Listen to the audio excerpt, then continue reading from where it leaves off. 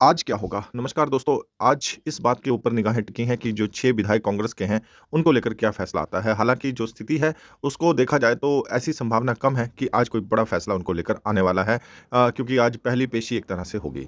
इन सब के बीच में हिमाचल प्रदेश में ठाकुर सुखविंदर सिंह सुक्खू बजाय कि दिल्ली जाने के जहाँ पर कि हाईकमान नाराज़ चल रही है, इसके अलावा सरकार का पेच जो है वो फँसा हुआ है, उन स्थितियों से निपटने को छोड़कर हिमाचल प्रदेश में दौरे पर हैं और लगातार हिमाचल प्रदेश में ठीक उसी तरह शिलान्यासों का दौर जारी है जिस तरह से अंतिम समय में जयराम ठाकुर पूरे प्रदेश में घूमकर शिलान्यास कर रहे थे। तो इसका मतलब क्या है कि क्या कोई खतरे का अंदेशा है जो कि सरकार भांप रही है या फिर ये जो शिलान्यास हो रहे हैं ये रूटीन का एक काम मुख्यमंत्री कर रहे हैं। इसको लेकर बाकायदा एक चर्चा जो है वो सत्ता के गलियारों में चल रही है।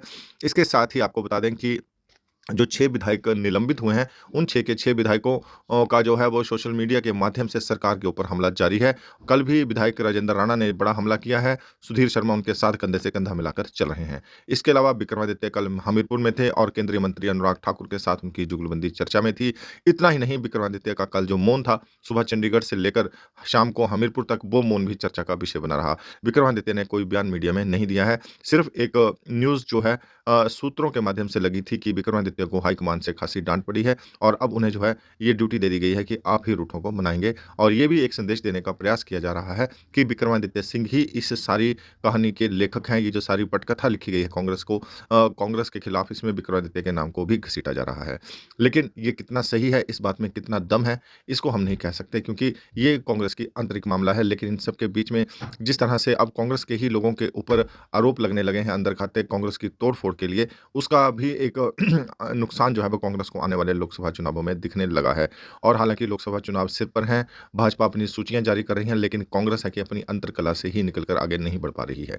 प्रतिभा सिंह पिछले 1-2 दिन से चुप हैं, वो कुछ बोल नहीं रही हैं। इसके अलावा बहुत से विधायक और मंत्री ऐसे हैं जिनके ऊपर निगाहें लगातार टिकी हुई हैं और अब तो एक तरह से राजनीतिक सन्नाटा कांग्रेस के बीच में है। मुख्यमंत्री अपनी तरफ से तो डैमेज कंट्रोल का प्रयास कर रहे हैं। अब ये प्रयास कितना सफल हो रहा है, ये भी एक बड़ी बात है क्योंकि जो नाराज़ विधायक हैं, उनकी नाराज़गियाँ क्या सवा सवा साल के बाद अब अचानक से बड़े पदों के मिलने के बाद खत्म हो जाएँगी। और सबसे बड़ा सवाल ये है कि हिमाचल प्रदेश की सरकार को जो सलाहकार और ओएसडी चला रहे थे, वो आजकल कहाँ हैं? उनको लेकर भी चर्चा का बाज़ार गर्म है। अचानक से ठाकुर सुखविंदर सिंह सुक्खू की एक टीम जो है, वो गायब हो गई है या गायब कर दी गई है। लेकिन बड़ी बात ये है कि किसी के ऊपर कोई कार्रवाई सरकार की तरफ से नहीं हुई है। इसके ऊपर भी एक चर्चा जो है वो राजनीतिक गलियारों में है। जिन लोगों की वजह से सरकार हाशिए पर आ गई, जिन लोगों की वजह से ईमानदार मुख्यमंत्री के ऊपर इतने बड़े धब्बे लग गए, उन लोगों के ऊपर मुख्यमंत्री ने कार्रवाई क्यों नहीं की? क्या कारण है कि आज भी वो लोग सरकार की सुरक्षा के घेरे में घूम रहे हैं? उसी तरह पायलट गाड़ियों के साथ घूम रहे हैं, जिसको लेकर जो रोष है, वो विधायकों से लेकर मंत्रियों तक देखने को मिल रहा था और उनकी जो इंटरफेरेंस थी, वो हर डिपार्टमेंट में फ़ोन के माध्यम से भी थी और दूसरे तरीकों से भी थी। बदलियों की जहाँ तक बात है, किसी की बदली ना हुई हो या ना हो, लेकिन सलाहकार महोदय ऐसे थे कि उनकी बदलियाँ धड़ाधड़ हिमाचल प्रदेश में हो रही थी।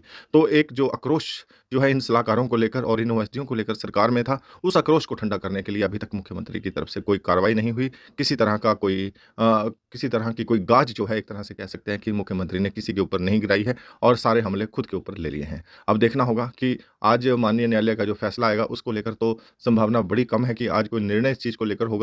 लेकिन इन सब के बीच में मुख्यमंत्री हिमाचल प्रदेश के दौरे पर है, दिल्ली कब जाएँगे? ये बड़ा सवाल है और दिल्ली जाएँगे तो क्या जो सलाहकारों की टीम मुख्यमंत्री ने अपने साथ खड़ी कर रखी है, कैबिनेट रैंक उनको दे रखे हैं, क्या वो सलाहकार अब हिमाचल प्रदेश की सरकार को बचाने में महत्वपूर्ण भूमिका में रहेंगे? क्योंकि सबसे बड़ा आक्रोश तो इन सलाहकारों को लेकर ही सरकार में था।